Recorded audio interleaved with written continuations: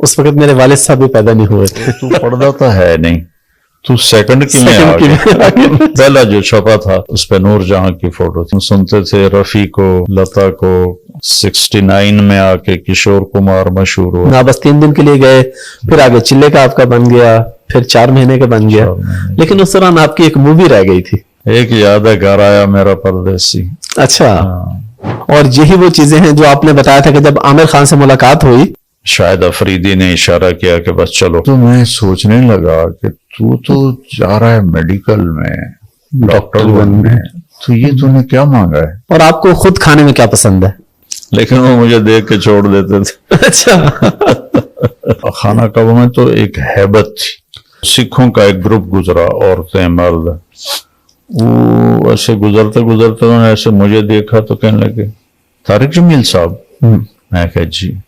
مجھے دیکھ کر کہنے لگا آج رب دا دیدار ہو گیا. سوئٹزرلینڈ خاص طور پہ بہت خوبصورت ہے. یہاں پہ آپ پھر فیصل آباد کیوں شفٹ ہوئے؟ اپنی فیملی میں مجھے کسی نے رشتہ نہیں دیا. تھے رشتے لیکن ان کا مولوی بن گیا حسین. سسرالی معاشرہ بڑا ظالم ہے. پاکستان میں طلاق کی سب سے بڑی وجہ آپ کیا دیکھتے ہیں؟ آپ کے پاس مختلف لوگ آتے ہوں گے, اپنے وجوہات بتاتے ہوں گے, سب سے بڑی وجہ آپ کو گھر اجڑنے کی کیا لگتی ہے؟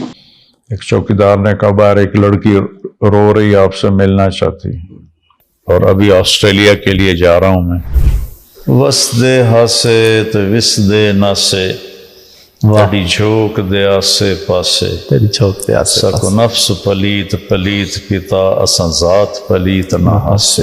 السلام علیکم جی, حافظ احمد پوڈ کاسٹ میں خوش آمدید. اور آج میری خوش قسمتی ہے کہ میں ایک بہت بڑی پوڈ کاسٹ کرنے جا رہا ہوں. میرے ساتھ بہت بڑی شخصیت موجود ہیں جن کے لیے میرے پاس الفاظ نہیں ہے, نہ تعارف کروانے کے نہ شکریہ ادا کرنے کے. تو سادہ الفاظ میں میرے ساتھ موجود ہیں جناب مولانا طارق جمیل صاحب. اور میرے ساتھ thank you very much for your time. مہربانی جی. تو ابھی آپ کی صحت ماشاءاللہ پہلے سے بہت بہتر ہے الحمدللہ. یو کے سفر آپ کا بہت اچھا رہا ماشاءاللہ, بیانات وغیرہ ہر حوالے سے ٹھیک رہے. جی ماشاءاللہ بہت الحمدللہ. مولانا صاحب آپ سے ملٹیپل ہم نے باتیں کرنی ہے, آپ کے تبلیغ کی طرف آنے کے بھی, بچپن سے بھی, اور پھر کچھ آگے مزید کچھ اور باتیں ہیں آپ سے. سٹارٹ ہم کرتے ہیں آپ کے بچپن سے کہ آپ کی پیدائش بھی ادھر کی ہے تلمبہ جہاں ہم بیٹھے ہیں, اور اس کے بعد کس طرح آپ کا سفر شروع ہوا اسکول کا, کالج کا, پھر اس کے بعد ہم انشاءاللہ تبلیغ کی طرف جائیں گے. جی بسم اللہ الرحمن الرحیم, والصلاة والسلام علی رسولہ الکریم وعلی آلہ وصحبہ اجمعین. یہ ہمارا آبائی گاؤں ہے, یہی ہماری پتہ نہیں کب سے نسلیں آباد ہیں. تو میری بھی پیدائش ادھر کی ہے. پرائمری یہاں ہمارا جو اسکول ہے گاؤں کا, اس میں میں نے 5 جماعتیں پڑھی. ہمارا جو اصل آبائی گاؤں ہے وہ یہاں سے کوئی آدھے کلومیٹر کے فاصلے پر ہے. یہ میرے والد اور تایا نے یہ گاؤں آباد کیا تھا 45 میں. تو 45 میں میرے تایا آئے تھے, پھر 48 میں میرے والد آئے تھے. 2 بھائی تھے, انہوں نے یہ گاؤں آباد کیا تھا.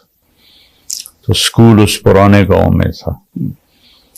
تو میرے تایا کے تیسرے نمبر والے بیٹے وہ سینٹرل ماڈل اسکول سے انہوں نے میٹرک کیا تھا. اچھا. اور وہ گورنمنٹ کالج میں ان کا ایڈمیشن ہو گیا تھا. تو والد صاحب کو شوق تھا مجھے ڈاکٹر بنانے کا. تو پھر انہوں نے ٹرائی کی سینٹرل ماڈل اسکول میں میرے داخلے کی. اس وقت یہ پنجاب کے بہترین اسکولوں میں تھا سینٹرل ماڈل. جی بالکل. تو میرا وہاں انٹری ٹیسٹ ہوا. جین بٹ صاحب ہوتے تھے رحمت اللہ علیہ, وہ بہت اسٹرکٹ تھے, میرٹ پہ لیتے تھے, سفارش قبول نہیں کرتے تھے. میں اس پرائمری اسکول سے سینٹرل ماڈل ٹیسٹ کو کلیئر کر گیا, پتہ نہیں. اچھا, یعنی پڑھنے کا شوق وغیرہ تو آپ کو نہیں تھا شروع سے نہیں تھا. جی جی بالکل. مجھے نہیں سمجھ میں آیا کہ میں نے وہ کیسے کلیئر کر لیا. تو فہرست میں لسٹ جب لگی تو اس میں میرا بھی نام تھا. تو اس طرح میرا وہاں ایڈمیشن ہو گیا 64 میں. 64 में। उस वक्त मेरे वालिद साहब भी पैदा नहीं हुए थे। उनकी पैदाइश 66 की है। अच्छा, कहाँ से हो? बेसिकली तो भावलपुर से है, अच्छा, लेकिन मेरे वालिद साहब इमाम मस्जिद में लाहौर पंजाब यूनिवर्सिटी में, तो फिर हमें 25 साल हो गए थे लाहौर में रहते हुए। फिर उसके बाद इंग्लैंड चले गए, वहां पे अपना बिजनेस वगैरह शुरू किया और ये चीजें। तो मेरे वालिद साहब आलिम दीन है, जामिया शरीफिया के फाजिल है। इमामत? जी जी, इमामत करते अच्छा हैं। अच्छा अच्छा, अभी भी उनकी सर्विस 3 साल बाकी है। अच्छा, जी जी। माशाअल्लाह। तो उधर तो हमने आपको बहुत सुना जब हम वहां पढ़ते थे, आप वहां तशरीफ लाते थे। तो आज जरा ये कैंडिड गपशप में हमने कहा कि आपसे जरा बाकी चीजें जो है वो डिस्कस की जाए। तो फिर आप ये बताते होते हैं कि आपके जो उस्ताद हैं उन्होंने आपको पूछा कि जी 8वीं में 2nd पोजीशन कैसे आ गई? क्योंकि उनको भी पता था कि मैं पढ़ता तो हूं नहीं। तो अब पहली जमात से मेरा सफर शुरू हुआ तो उस्ताद कहते बच्चों मेहनत करो। 8वीं में जाकर मेरे साथ सीट पर एक लड़का बैठता था, वकार, वो बाद में डॉक्टर बन गया था। मैंने कहा यार ये जो टीचर हमारे रोज कहते हैं मेहनत करो, इसका क्या मतलब है? मुझे इतना भी नहीं पता था कि ये कहते हैं मेहनत करो ये कैसे होती है। अच्छा। मैं 8वीं में पहुंच गया था। उन्होंने कहा इसका मतलब है कि लेक्चर को गौर से सुनो, फिर जब हॉस्टल जाओ तो उसकी रिवीजन करो, फिर कल जो पढ़ना है उसको पहले से प्रिपेयर करो। इसको मेहनत कहते हैं। मैं कहा ये मेरे को नहीं होती। मैं कहता बड़ा होकर कम, मैं तो फिल्मी रिसाले पढ़ता था जी जी, बजाय अपने कोर्स की किताबों के। उधर ही मेरा शौक और ज़ौक था। लेकिन बहरहाल वो 8वीं में पता नहीं मैं कैसे 2nd आ गया। तो मेरे टीचर थे मोहम्मद अली साहब रहमतुल्लाह अलैह, तो उन्होंने मुझे इस कान से, ओए तू पढ़ता तो है नहीं, तू 2nd की में आ गया। मैं कहा जी पता नहीं। तो आपका दौर तो नूर जहां का दौर था, आपको रिसाले भी उस वक्त लाया करते थे। सबसे उस वक्त ना एक नया रिसाला छपना शुरू हुआ था, मुसव्विर। जी जी, वीकली रिसाला था जी। तो पहला एडिशन उसका मैं भाटी गेट से लाया था, ऐसे ना कुर्ते के नीचे छुपा के यहाँ, ठीक है। क्योंकि हॉस्टल में कोई देख ना ले, शिकायत ना लग जाए। तो हमारे वार्डन तालिब साहब रहमतुल्लाह अलैह बहुत सख्त थे, मैं ऐसे छुपा के लाया। और जब हमारा स्टडी आवर शुरू हुआ तो सारे लड़के किताबें लेकर बैठे, तो मैंने वो यहाँ से निकाला और टेबल पर रखा। उस पर नूर जहां की फोटो थी। क्या बात, नूर जहां का नाम जी, पहला जो छपा था उस पर नूर जहां की फोटो थी। मैंने कहा भाई जाए मुसव्वर पढ़ना है, आ जाओ भाई मेरे को आ जाओ। ठीक है। ये मेरे शौक से। तो उस वक्त आप सुनते भी होते थे नूर जहां को? सुनते क्या, सारा दिन ही गाने सुनता था। अच्छा, कोई फेवरेट सिंगर था या बस रैंडमली इंडियन भी सुन लेते थे और पाकिस्तानी भी? नहीं, ज्यादा तो सुनते थे रफी को, लता को, वही ज्यादा उस वक्त मशहूर थे। और 69 में आके किशोर कुमार मशहूर हुआ, उससे पहले वो ऐसे ही था। तो मेरा हाल ये था कि मैंने एक छोटा रेडियो रखा हुआ था, तो ट्यूशन मेरे वाले साहब ने रखवाई हुई थी भी अच्छे नंबर जी। तो और 50 रुपए ट्यूशन के थे महीने के, बहुत बड़ी अमाउंट। उस दौर में बहुत बड़ी अमाउंट थी, बिल्कुल। तो मैं वो उसमें वो लगा के ना तार, जी जी, वो जो आई कहता हूँ, हैंड्स फ्री लगा के, हैंड फ्री जी, लगा जी। के ना, तो ऊपर रुमाल से अपने आप को कवर करके और रेडियो जेब में डाल के मैं ट्यूशन पढ़ रहा होता था। वो मुझे समझा रहे होते थे, मैं गाने सुन रहा होता था। और फिर भी माशाल्लाह आपकी पोजीशन आ गई थी। फिर भी आपका फेवरेट गाना कौन सा था उस वक्त का? ये तो फजूल बातें हैं। बहुत सारे थे। अच्छा। तो मुझे तो सैकड़ों गाने याद थे ज़बानी। آپ کا حافظہ تو ماشاءاللہ بہت اچھا ہے، تو ابھی بھی یاد ہیں وہ گانے یا آپ؟ کوئی ٹون بجے تو مجھے یہ جو ہمارے نعت خواہ نا، جی جی یہ 60s کے گانوں کی نا کاپی کرتے ہیں کافی سارے. جی جی بالکل. جو ہی وہ کوئی نعت پڑھتے ہیں تو مجھے وہ ٹن ہوتی ہے، وہ ساری سانگ میرے ذہن میں آ جاتا. تو میں اس لیے نعتیں سنتا نہیں ہوں کہ ساری گانوں زیادہ تر تو گانوں کی کاپی کاپی ہوتی. ہم کیونکہ بیسیکلی سرائکی اسپیکنگ ہے تو ہم اکثر کوئی نعت وغیرہ سنے تو ہمیں فوراً عطا اللہ کی ٹون کا پتہ چل جاتا ہے کہ عطا اللہ کے فلاں گانے کی کاپی ہے. تو یہ بالکل یہ اس طرح ہو رہا ہے. اچھا آپ اس سے تھوڑا سا آگے چلتے ہیں. گورنمنٹ کالج میں بھی آپ کا داخلہ ہو گیا، پڑھتے آپ بالکل بھی نہیں تھے پھر بھی ماشاءاللہ ہو گیا، تو وہ کیسے ہو گیا؟ ایسے ہی ہو گیا جیسے 8ویں میں فرسٹ آ گیا تھا. تو وہاں پہ آپ نے گورنمنٹ کالج میں ٹائم پورا کیا تھا آپ نے یا درمیان میں چھوڑ دیا؟ ایسا تھا کہ FSC کر کے، جی جی ایسا تھا کہ میری عادت تھی کہ جب پیپر قریب آتے تھے تو پھر نمازیں شروع کر دیتا تھا. اور جس دن صبح پیپر ہونا ہوتا تھا، اب سارا سال تو پڑھا کوئی نہیں، جی تو میں ایسی دعا مانگتا، یا اللہ کل جو پیپر میں کوشچن آنا ہے نا، بک میرے ہاتھ میں تھی، ٹھیک ہے، یہ مجھے تو وہی پیپر وہی کوشچن دکھا دے اور بسم اللہ کر کے کتاب کھولتا تھا. بسم اللہ. اب جو بھی نکل آیا جی ادھر ادھر 10-15 صفحے ادھر ادھر کر کے وہ یاد کر لی. یہ میں کوئی 10-15 دفعہ کرتا تھا. بسم اللہ، پھر بسم اللہ، پھر بسم اللہ. بس وہ بسم اللہ کی برکت سے ہی میں کوئی نہ کوئی اس میں سے آ جاتا تھا. ماشاءاللہ. FSC کی مطلب ایک عجیب قدرت کی مدد تھی کہ ہمارا زولوجی کا پریکٹیکل تھا. جی. تو اب میں سوچ میں پڑ گیا کہ اب سارا سال پڑھا نہیں، پریکٹیکل کیسے دوں گا. جمعے کا دن تھا تو میں جمعے کی نماز میں دعا مانگی، یا اللہ جو آج آنا ہے نا پریکٹیکل، وہ مجھے خواب میں دکھا دے. میں جمعہ پڑھ کے سو جاؤں نا، میں نے تو خواب بھی کھا. ٹھیک ہے.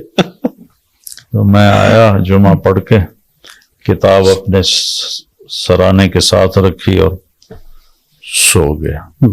تو میں نے خواب دیکھا کہ میں لیبارٹری میں ہوں اور ہمارے سامنے خرگوش رکھے جا رہے ہیں. ڈسیکشن ہمیں سکھاتے تھے نا، FSC کر رہا. جی جی بالکل. فراگ کی، کاکروچ کی، ریبٹ کی.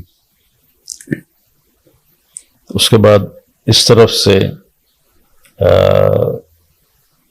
دروازے سے ایک پروفیسر انٹر ہوتے ہیں، سفید شرٹ، ہاف بازوں والی، اور سفید ان کی پتلون تھی. تو انہوں نے 5 کوشچن لکھا ہے. یہ اس میں تھا کوئی سے 4 حل کر. چھٹا وہ تھا ریبٹ. تو میں جب ایک دم میری آنکھ کھلی تو مجھے سارے سوال یاد تھے. میں نے ان کو کھولا، کتاب سے دیکھا اور چلا گیا.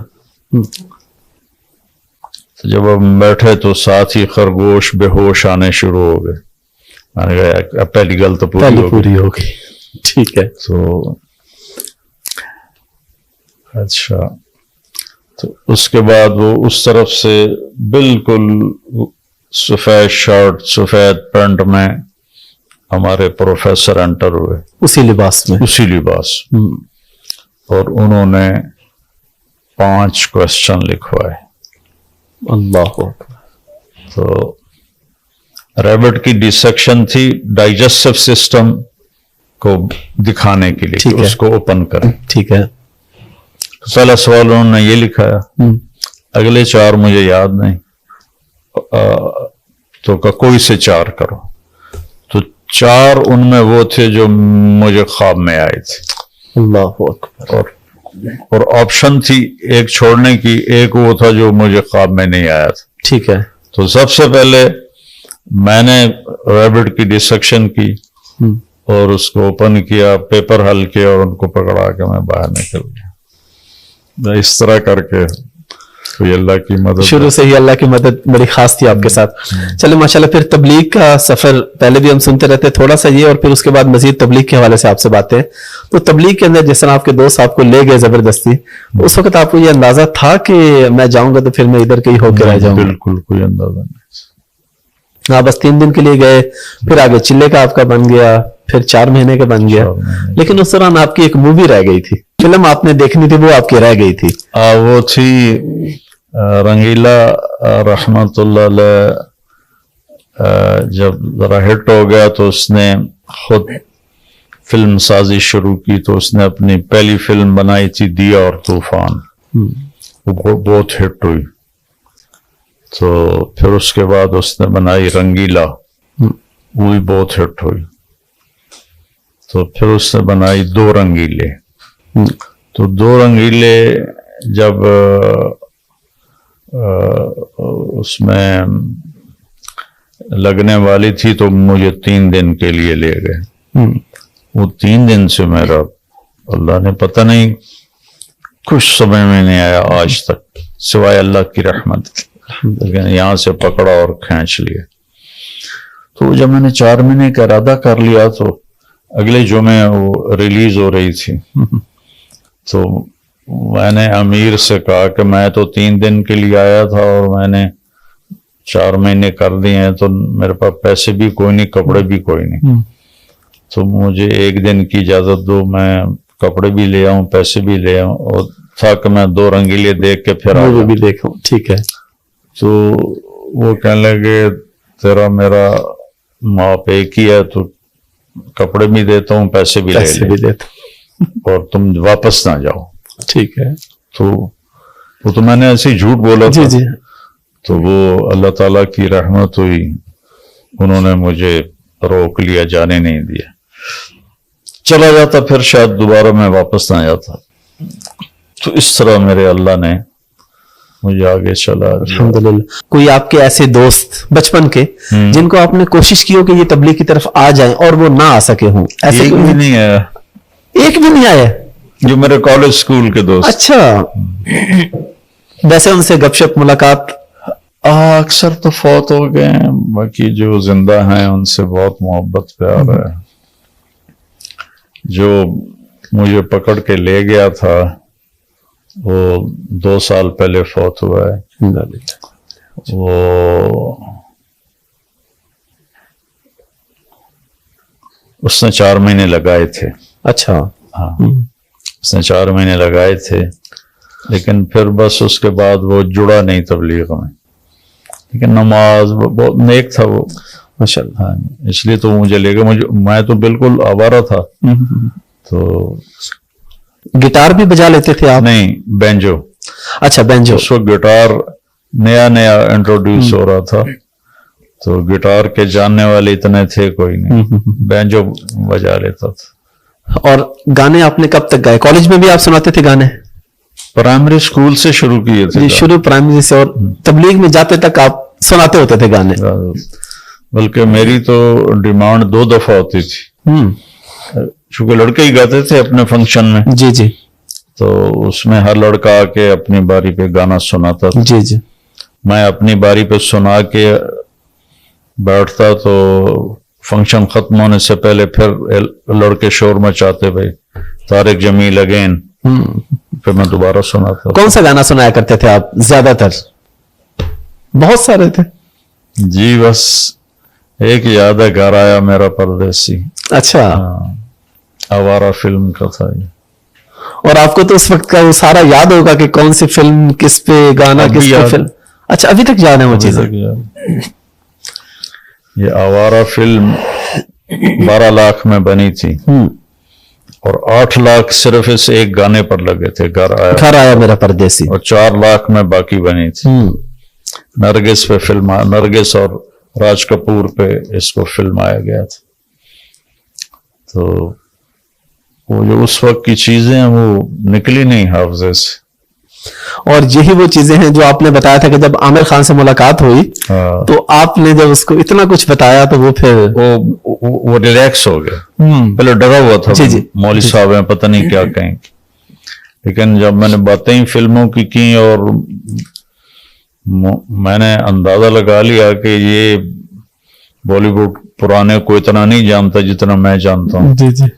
وہ بڑا امپریس ہو گیا, پھر ریلیکس ہو گیا. پھر آدھے پونے گھنٹے کے بعد مجھے شاہد افریدی نے اشارہ کیا کہ بس چلو اتنا ہی ٹائم ہے. تو میں نے اس سے کہا اجازت ہے ہم چلیں؟ کہ نہیں آپ کے ساتھ بہت اچھا لگ رہا ہے, آپ بیٹھیں. اور پھر ٹیبل سے اٹھ کر ہم صوفے پر آ گئے. پھر میں نے اس سے کہا کہ آپ حج پہ آئیں, آپ کو اللہ کے نبی کا حج سناؤں. تو اس وقت تک وہ ریلیکس ہو چکا تھا, ایزی تھا. ان کا جی ضرور سنائیں. پھر میں نے کوئی 1.25 گھنٹہ اس سے بات کی, تو وہ ایسے کر کے ایسے بیٹھ کے سنتا رہا. گھٹنے اٹھائے ہوئے تھے ہم پر, یہ کونیاں رکھی تھی اور ایسے کر کے. اگلے دن پھر اس نے انٹرویو میں دیا کہ مجھے کسی نے حج نہیں بتایا. انڈیا میں کسی عالم, پاکستان کے ایک عالم تھے جنہوں نے مجھے حج بتایا. ماشاءاللہ. پھر ان سے بہت دوستی ہو گئی تھی. پھر انہوں نے آپ کو دعا کے لیے بھی کہا تھا فلم کی کامیابی کے لیے, اور آپ نے ماشاءاللہ اس کو جس طریقے سے ہینڈل کیا تھا وہ بھی بڑی زبردست ہے. الحمدللہ. اچھا مولانا صاحب, یہ تو سب لوگ جانتے ہیں کہ جب آپ تبلیغ کی طرف آئے تو آپ کے والد صاحب ناراض تھے, والدہ نے آپ کو 300 روپے دیے, اور مزے کی بات یہ کہ تب $1 1 روپے کا ہوتا تھا, جب آپ کو 300 روپے ملے. اور یہ کس سن کی بات ہے؟ یہ 72. آپ نے والد صاحب کو منایا کس وقت, کس سن میں, جب وہ پراپر مان گئے کہ ٹھیک ہے وہ آپ سے راضی ہو گئے؟ وہ کتنے عرصے بعد ہوا اور کس طریقے سے منایا آپ نے والد صاحب کو؟ اس میں 2 چیزیں تھیں جی. ایک تو ان کے یہاں ہمارے قریب کا سوال ہے, پھسائی وال ہے جی, وہاں سے ان کے دوست تھے ذمہ دار, وہ تبلیغ میں پہلے سے لگے ہوئے تھے. تو میرے لگنے کی وجہ سے ان کی آمد شروع ہوئی. ٹھیک ہے. ابا اس سے ملتے تھے, انہوں نے ان کو کافی کول ڈاؤن کیا. اور دوسرا, میں جب گھر آتا تھا تو میں ان کی فزیکلی خدمت کرتا تھا. ان کو عادت تھی دبوانے کی. ٹھیک ہے. تو رات کو نوکر آتا تھا اور وہ دباتا تھا. تو جب تک میں ہوتا میں نوکر کو ہٹا دیتا تھا اور میں خود ان کو دباتا تھا. تو اس سے پہلے میرا روڈلی رویہ تھا, بدتمیزی تھی. تو پھر وہ انہوں نے دیکھا کہ یہ تو اس طرح میری خدمت کر رہا ہے, تو وہ بہت نرم ہو گیا خدمت سے. اور یہ کس سن کی بات ہے؟ اس وقت آپ کا دورہ مکمل ہو چکا تھا؟ نہیں. اچھا, اس دوران ہی, ابھی دوران تعلیم ہی؟ دوران تعلیم. پھر تو ان کو وہ چلے کے لیے لے گئے, وہ ذمہ دار جو تھے. اچھا ماشاءاللہ, ان کا وقت لگا تھا. دونوں فوت ہو گئے ہیں, تینوں ہی فوت ہو گئے. تو وہ ان کو ایک چلہ ان کو لگوایا انہوں نے, بنگلہ دیش لے گئے تھے. مولانا یہاں پہ ایک بڑی امپورٹنٹ بات آپ نے کی تھی کہ آپ بچپن میں ہی 10-11 سال کی عمر میں کیونکہ ہاسٹل چلے گئے تھے, تو والدین کی محبت اس طرح سے جو ہونی چاہیے وہ آپ کے دل میں پیدا نہیں ہو سکی. اس کے حوالے سے تھوڑی وضاحت فرما دیں آج کل کے بچوں کے لیے بھی, کہ ہم بچوں کو بہت چھوٹی عمر میں اسکول میں داخل کروا دیتے ہیں یا چھوٹی عمر میں ہاسٹل میں بھیج دیتے ہیں. آپ کا تو یہ ذاتی ایکسپیرینس ہے, اور آپ نے ماشاءاللہ پوری دنیا میں تبلیغ کی, دین پہ عمل کیا ماشاءاللہ, لیکن وہ جو ایک محبت تھی دل میں آپ نے کہا وہ پیدا نہیں ہو سکی. تو اس کا کیا سولوشن ہے, اور ماں باپ کا اولاد کے ساتھ اور اولاد کا ماں باپ کے ساتھ کیا رشتہ ہونا چاہیے؟ اولاد جب تک باشعور نہ ہو جائے انہیں اپنے آپ سے جدا نہیں کرنا چاہیے. ٹھیک ہے. ورنہ وہ جو ایک ایسے باؤنڈنگ ہوتی ہے نا, جی وہ ٹوٹ جاتی. اور اب یہ 3 سال کے بچے کو اسکول بھیج رہی ہیں مائیں اور والدین, وہ روتا ہوا جاتا ہے. جی. وہاں بھی روتا رہتا ہے, پھر وہ روتا ہوا آتا ہے. تو اس کے جتنے نیورون ہیں نا وہ جل جاتے ہیں. والدین کی محبت کے جتنے جذبات ہیں وہ آہستہ آہستہ ختم ہو جاتے ہیں. کیونکہ 3 سال کے بچوں کو گود چاہیے نہ کہ اسکول. تو یہ ماں باپ والدین کا ظلم ہے کہ وہ ایک تو اپنے سر سے اتار رہے ہیں کہ بھائی اسکول والے سنبھالیں، ٹھیک ہے، اور اس میں والدین ان کو روٹی کھلانا، کپڑے لانا، بس یہ اپنی ذمہ داری سمجھتے ہیں. ان کو ناشتہ کرانا اور ان کے کپڑے بدلانا، ان کو تھوڑی آؤٹنگ کرانا، لیکن ان کو کمپنی نہیں دیتے، گود نہیں دیتے، جس سے اولاد اور والدین میں فاصلہ ہے، اور وہ ماں باپ کے ساتھ وہ تعلق نہیں ہے. چونکہ میں نے تو اس کو بھگتا ہوا ہے، میں نے اس گھاٹی سے میں گزرا ہوں. جی جی، جب میرے آرام ماں باپ کے ساتھ رہنے کا وقت تھا، تو اب اس سیٹ اپ سے مجھے نکال کے ہاسٹل میں ڈالا، جہاں مجھے کھانا کھانے کچن جانا ہے، اور مجھے کپڑے دھلانے کے لیے دھوبی کے پاس جانا ہے، مجھے بستر اپنا خود اٹھانا ہے، کپڑے اپنے خود سنبھالنے ہیں. تو اور اوپر سے دوری، اداسی، وہ ٹوٹ پھوٹ گیا اندر. 3 سال بعد پھر دل سخت ہو گیا، پھر کچھ بھی آنا. اس کے مقابلے میں میرا جو چھوٹا بھائی تھا وہ اتنا پیار کرتا تھا والدہ سے. تو میں اپنی بیگم سے کئی دفعہ کہا کہ جیسے تارمیاں لاڈ کرتا ہے ماں سے، میرے اندر یہ چیز نہیں اٹھتی. اور اس کی مین وجہ وہی تھی، جو بہت چھوٹی عمر میں مجھے باہر بھیج. 7 سال تک تو اللہ کا نبی کہتا نماز کا نہ کہو. 10 سال میں جا کے نماز کی پابندی کرواؤ. تو یہ 3 سال کے بچے کو وہاں بھیج رہے ہیں، جب وہ اس کو وہ کھیلتے ہیں، وہ ان کو کھلاتے ہیں اور ان کو بہلاتے ہیں. تو یہ کام ماں کرے، ماں کرے گی تو بچے کے اندر ماں کی محبت آئے گی. اب تھوڑے سے بڑے ہوتے ہیں تو پھر وہ ماں باپ کے سامنے کھڑے ہو جاتے. مطلب تبلیغ کی کچھ کارگزاریاں تو آپ سے سنیں گے، لیکن ایک جو بڑی امپورٹنٹ چیز ہے جس پہ آپ بات کرتے رہتے ہیں، فرقہ واریت پہ، کہ یہ نہیں ہونی چاہیے. ہمارے ہاں یہ دیکھا جاتا ہے کہ محرم ہے تو وہ شیعوں کے ساتھ ریلیٹ ہو گیا، ربیع الاول ہے تو بریلویوں کا ہے، اہل حدیثوں کا فلاں مرکز ہے، دیوبندیوں کا فلاں مرکز ہے. تو کیا دین میں ایسی کوئی چیز ہے، یا یہ سب ہمارے ہی ہیں، سب ایک دوسرے کے ہیں؟ تو وہ محبت ہمارے اندر کیوں نہیں پیدا ہو پاتی ایک دوسرے کو برداشت کرنے کی؟ ان الذين فرقوا دينهم وكانوا شيعا لست منهم شيء.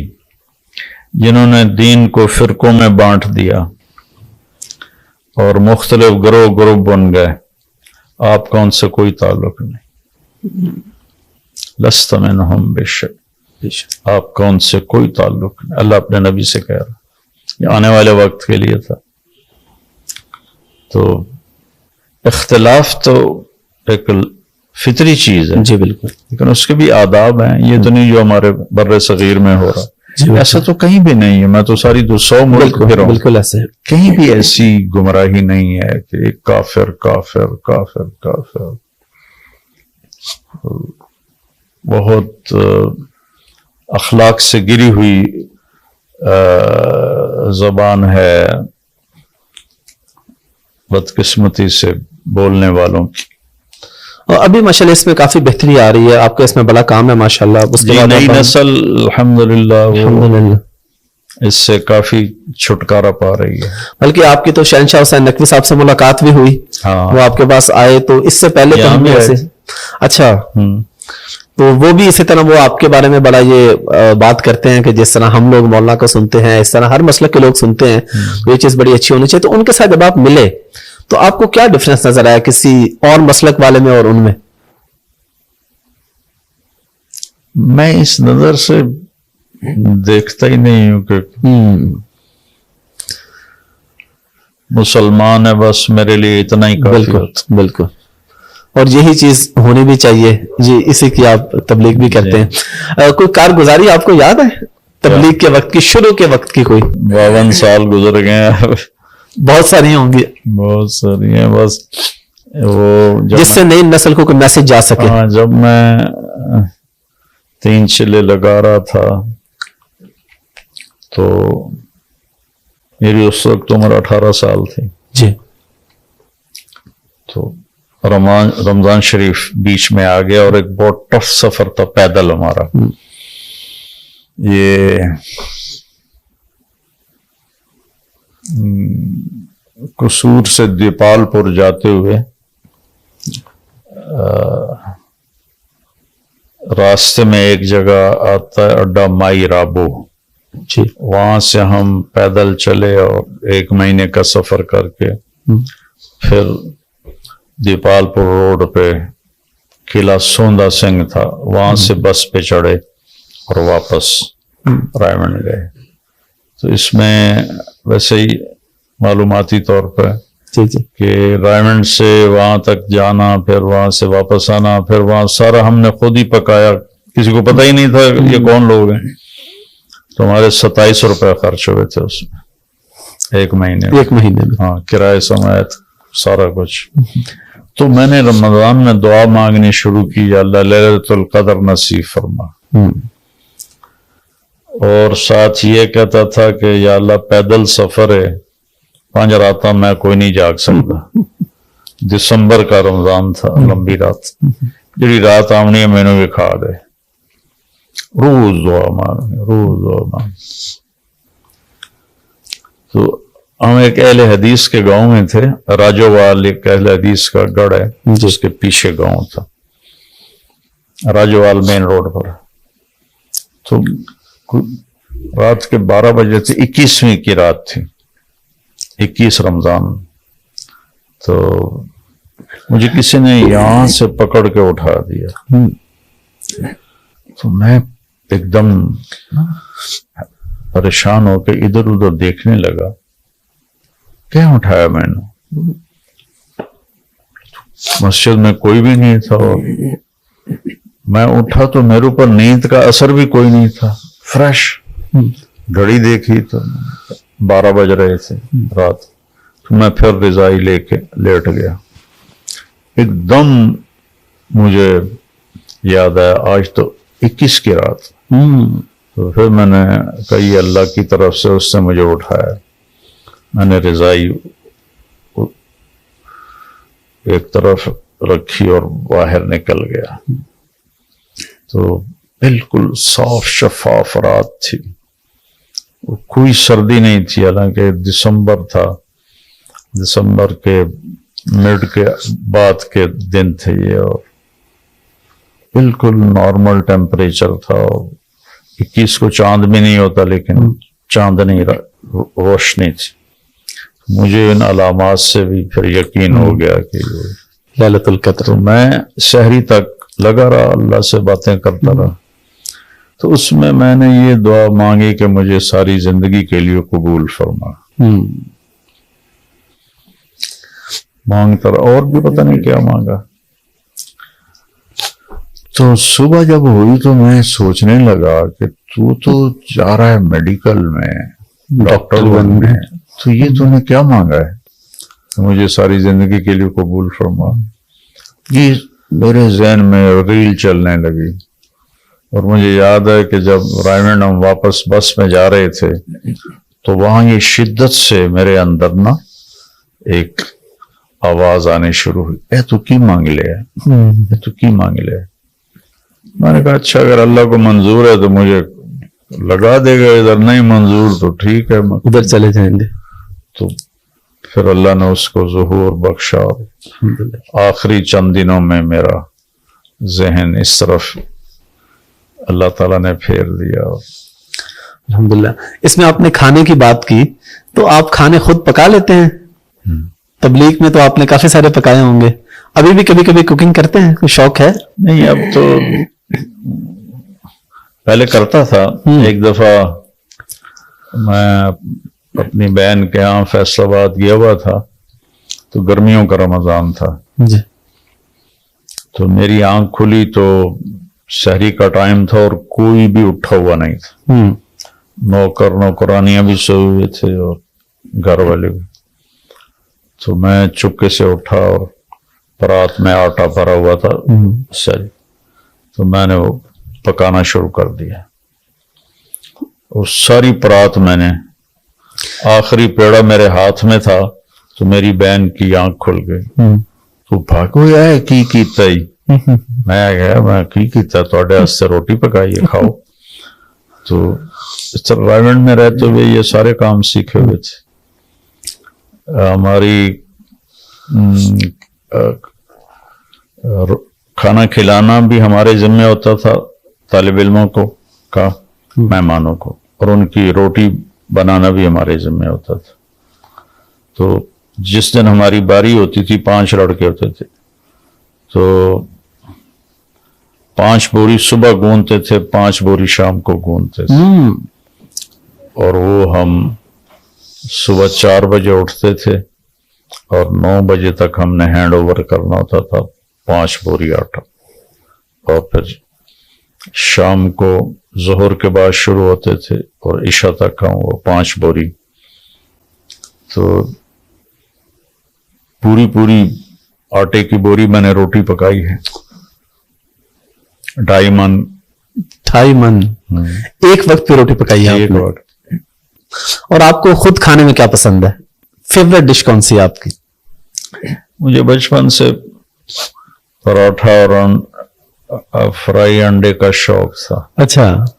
وہ اب بھی ہے، لیکن اب ہارٹ کی وجہ سے نہ پراٹھے کھا سکتا ہوں نہ انڈا کھا سکتا ہوں.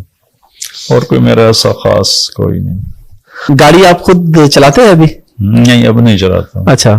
جب چلاتے تھے تو اوور اسپیڈنگ کرتے تھے؟ کوئی چلان وغیرہ کروایا آپ نے؟ اچھا. لیکن وہ مجھے دیکھ کے چھوڑ دیتے تھے. اچھا. کبھی کبھی ہوا بھی ہے، لیکن اب کافی عرصے سے میں، جب سے سر درد ہوا ہے، میں نہیں چلاتا ہوں. کون سی گاڑی ڈرائیو کرتے تھے ویسے آپ؟ جو بھی میرے پاس ہوتی تھی. اچھا. ڈرائیونگ زیادہ آپ کی کوشش ہوتی تھی کہ خود ہی کریں آپ؟ یہاں سے پشاور تک گیا ہوں میں. اچھا. اور کبھی گاڑی لگائی بھی کہیں پہ؟ ہماری بھی گاڑی اللہ کا فضل ہے. کبھی اچھا. الحمدللہ کبھی نہیں. الحمدللہ ہر حوالے سے بالکل سیف رہا معاملہ. جی اللہ نے بڑا کرم. الحمدللہ. مولانا صاحب، آپ نے اپنے بیانات میں ذکر کیا تھا کہ آپ کو خانہ کعبہ کے اندر بھی ماشاءاللہ آپ تشریف لے گئے، لیکن آپ نے کہا کہ میری جو کیفیت اماں آمنہ کی جو قبر پہ ہوئی تھی وہ ایک الگ سی تھی. اس کے بارے میں اگر آپ کو مختصر سا بتا دیں کہ ظاہر ہر مسلمان کے ذہن میں ہوتا ہے کہ خانہ کعبہ کی تو کیفیت ہی اور ہے. اصل میں خانہ کعبہ میں تو ایک ہیبت تھی. جی جی. خوف تھا کہ اللہ کا گھر، وہ ایک الگ کیفیت تھی. جی جی. اور وہاں ابوا میں وہ جذبات کی ایک لہر تھی جو ان کنٹرول تھی. تو چونکہ میں نے وہ ساری سیرت پڑھی ہوئی تھی، وہ پورا نقشہ میرے سامنے تھا، تو اس وقت کے جو جذبات تھے وہ بڑے عجیب سے تھے، اور کہیں نہیں بنے کبھی بھی.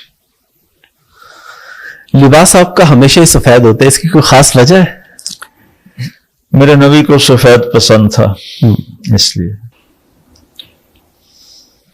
آپ نے اور بھی پہنے جی، لیکن آپ نے سفید لباس کو پسند فرمایا اور اکثر اسی کو استعمال کیا، اس وجہ سے میں سفید پہنتا ہوں. اور غیر مسلم سے بھی آپ کی کافی ملاقاتیں ہوتی ہیں، آپ کی وجہ سے بہت سے لوگ مسلمان بھی ہوئے، تو اس حوالے سے کوئی آپ کو یاد ہے کوئی واقعہ یا کوئی چیز کسی ایئرپورٹ پہ؟ بہت ہیں اللہ کے فضل سے. ابھی یہ چند دن پہلے جو پچھلے سال وائنڈ کا اجتماع تھا، تو ہم واگا بارڈر گئے ہوئے تھے اپنے مہمانوں کو لینے کے لیے جو انڈیا سے آتے ہیں اجتماع کے لیے. جی جی. ابھی وہ گیٹ کھل گیا تو لوگ آنے شروع ہوئے، تو ہمارے مہمان ابھی نہیں آئے تھے، تو ہم بالکل گیٹ کے پاس کھڑے ہوئے تھے. وہ رینجر والے مجھے لے گئے آگے. تو سکھوں کا ایک گروپ گزرا، عورتیں مرد. وہ ایسے گزرتے گزرتے انہوں نے ایسے مجھے دیکھا تو کہنے لگے طارق جمیل صاحب. میں کہا جی. اسی تہاڈا بیان سننے ہیں، تسی بڑا سندر بیان کر دے ہو.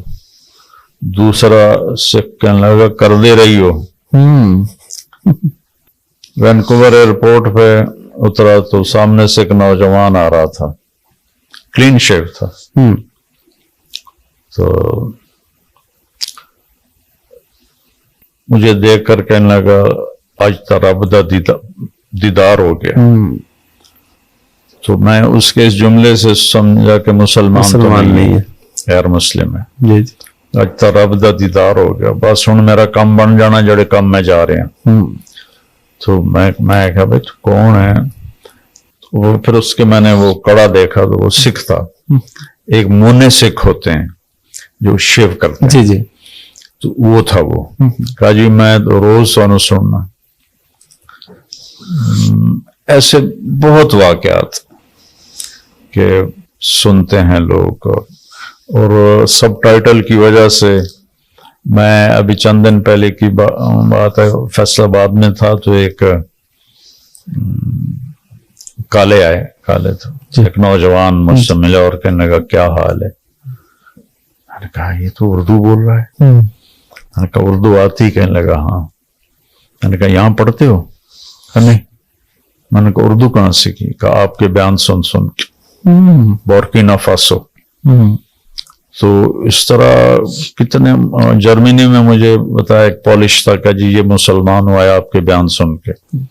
میں نے کہا میرے بیان تو انگریزی میں بھی نہیں تو پولش میں کیسے ہوں گے؟ سب ٹائٹل دیکھ کر یہ مسلمان ہوا ہے. ایک لائن لگی ہوئی ہے وہ اللہ کا فضل. ایک تو مولانا صاحب یہ کہ آپ نے پوری دنیا گھومی ہے, آپ کو سب سے خوبصورت جگہ کون سی لگتی ہے؟ آپ کی فیوریٹ جگہ کون سی ہے پاکستان کے علاوہ اور مکہ مدینہ کے علاوہ؟ آپ کی فیوریٹ جگہ جہاں آپ کا دل کرتا ہو کہ کچھ ٹائم گزاروں میں. کہیں بھی نہیں. جو مسافر ہوتا ہے اس کو منزل کی فکر ہوتی ہے, اس کے راستے کی چیزوں میں وہ اٹکتا نہیں ہے.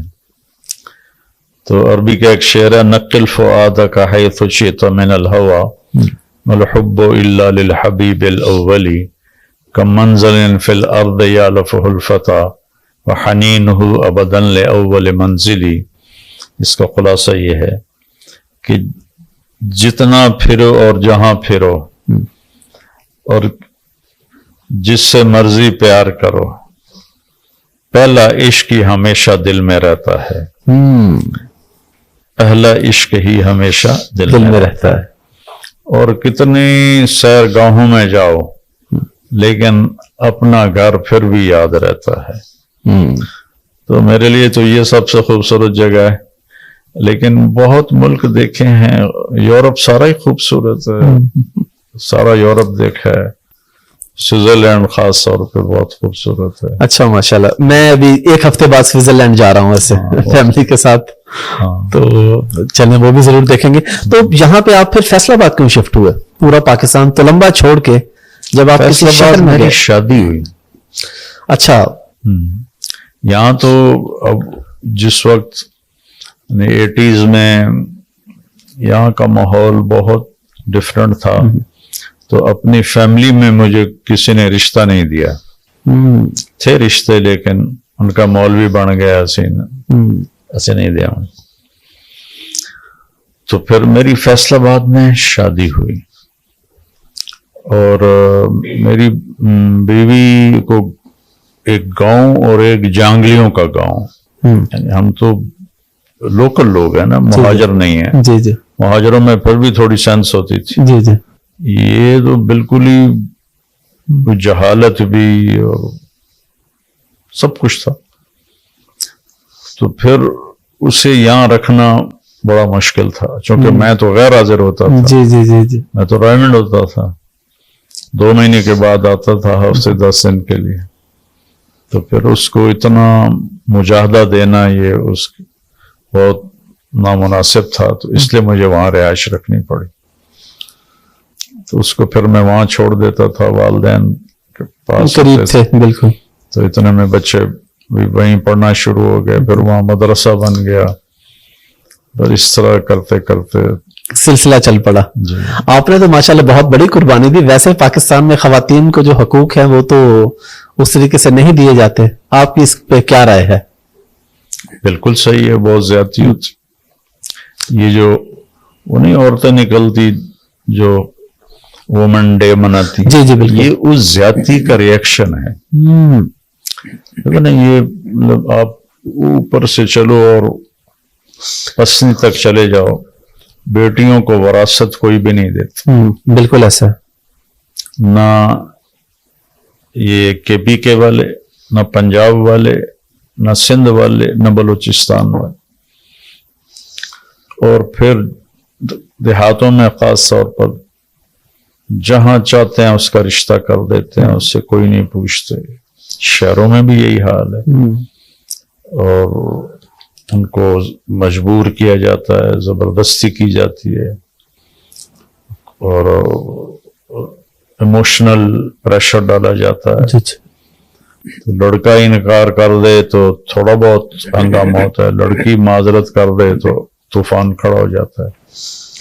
تو پھر سسرالی معاشرہ بڑا ظالم ہے، کہیں لڑکیاں ہو جاتی ہیں بدتمیز اور گھر اجاڑ بیٹھتی ہیں، لیکن 99% تو سسرال کی شدت اور سختی، ایک لڑکی اپنا گھر، ماں باپ، بہن بھائی، سہیلیاں، عادات، اپنا ٹائم ٹیبل، سب کچھ چھوڑ کے ایک بول پہ ایک لڑکے کے ساتھ چلی جاتی ہے، تو اس کی کتنی قدر کرنی چاہیے۔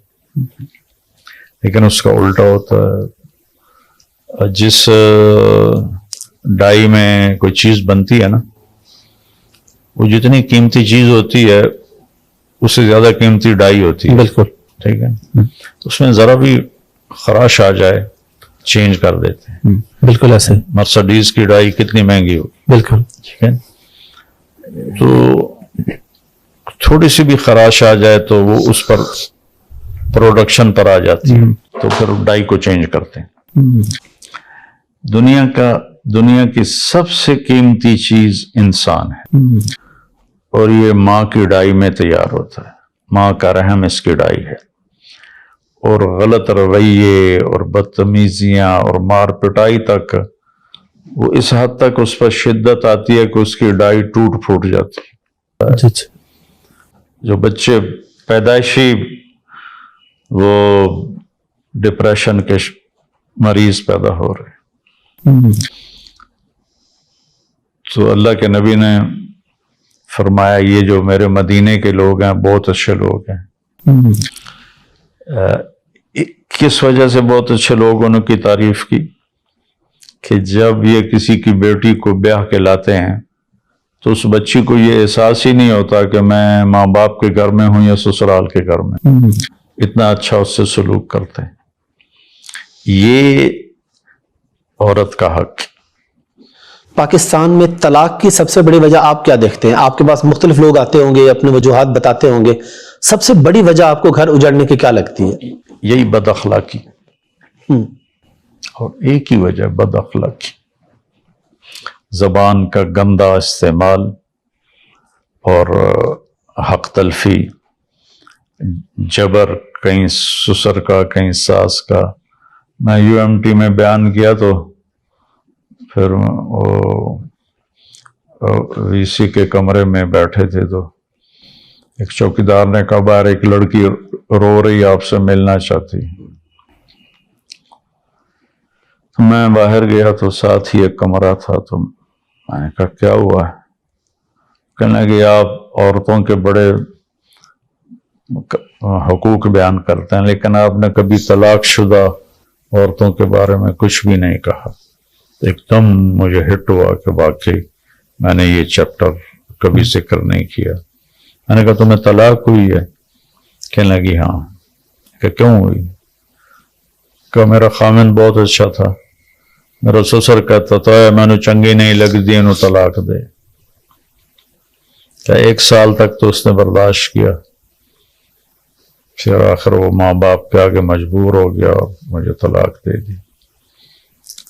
اب 50 سال کی عمر کے رشتے آ رہے ہیں اور 55 سال کی عمر کے رشتے آ رہے ہیں، اس کو کوئی اچھا رشتہ ہی نہیں ملتا جس لڑکی کو طلاق ہو جائے۔ پھر مجھے یہ حدیث یاد آئی کہ آپ نے فرمایا سب سے اعلیٰ درجے کا صدقہ تمہیں بتاؤں؟ تو صحابہ نے عرض کیا جی کیا ہے؟ آپ نے کہا جس کی بچی کو طلاق ہو گئی اور وہ گھر آ گئی اس پر خرچ کرنا سب سے اعلیٰ درجے کا صدقہ۔ الابنۃ المردودہ، تو بہت حق تلفی ہے، اس میں کوئی شک نہیں. ایم ٹی جے کا آپ سے آخری سوال ہے فاؤنڈیشن کے حوالے سے، اور اس سے پہلے میرا سوال آپ سے یہ ہے کہ ہمارے ہاں بر صغیر میں مولوی اگر چندہ مانگنے جاتا ہے تو وہ کہتے ہیں جی مولوی مانگنے آ گیا، اگر مولوی کو کام کرتا ہے کسی کی خدمت کرنے کے لیے تو وہ کہتے ہیں جی مولوی یہ بزنس شروع کر لیا. تو مولوی کدھر جائے؟ بر صغیر کا مولوی کہاں جائے پھر؟ یہ کیسے نہیں احمق لوگ ہیں. جس امام کا ہم فالو کرتے ہیں ابو حنیفہ، جی وہ کوفے کا سب سے بڑا تاجر تھا کپڑے کا.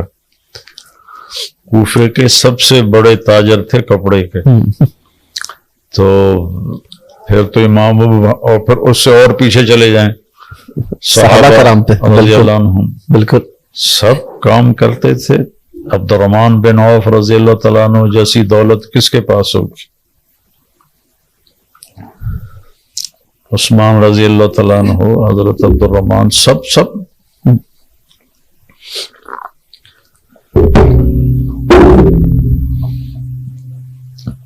کچھ رہبانیت کی سوچ کہ جو دین پہ چلے وہ تو بس دنیا چھوڑ دیتا ہے اور وہ تو بس پھر لو لگا لیتا ہے. تو ابھی آپ کی فاؤنڈیشن کس کس جگہ پہ کام کر رہی ہے اور آگے آپ کی کیا پلانز ہے فاؤنڈیشن کے حوالے سے؟ ماشاءاللہ بہت بڑا کام ہے. لاسٹ ٹائم بھی ہم ادھر آئے تھے، ہمیں پورا وزٹ کروایا تھا، بتایا تھا بہت اچھا کام ہو رہا ہے. تو مزید اس کو آپ کا کہاں کہاں پہ پھیلانے کا ارادہ ہے؟ ہم نے تو اللہ سے مانگا ہے کہ سارے دنیا کے ملکوں میں ہماری فاؤنڈیشن جائے. آمین. نیت تو بڑی کریں بالکل، اور پھر فیصلہ اللہ پہ چھوڑ دیں. تو ابھی تک کہاں کہاں پہ ہے پاکستان کے علاوہ؟ ابھی پاکستان کے علاوہ کینیڈا میں ماشاءاللہ اور انگلینڈ میں.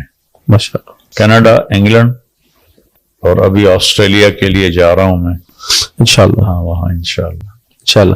مولانا صاحب آپ کے وقت کا بہت شکریہ، بڑا مزہ آیا آپ کے ساتھ گپ شپ کر کے. آخر پہ کوئی پیغام اور خاص طور پہ اگر کوئی سرائیکی شاعری آپ کو یاد ہو کچھ بھی تو وہ آپ کچھ عنایت فرما دیں. پیغام تو یہ ہے کہ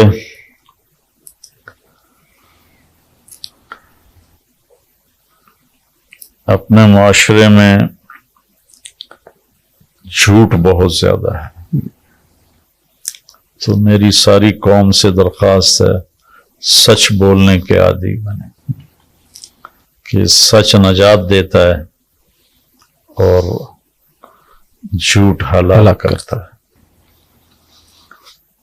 اور دوسرا، کسی کے ساتھ دو نمبری نہ کریں، دھوکہ نہ دیں کسی کو. ہمارے نبی کی 2 صفتیں ہائی لائٹ ہوئی، حالانکہ بے شمار ہیں: صادق اور امین، امانت دار، سچا.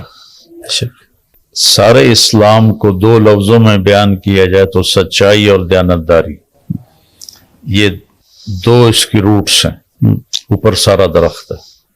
اور کفر کو 2 لفظوں میں بیان کیا جائے تو جھوٹ اور فراڈ ہے، اس کی یہ 2 روٹس ہیں.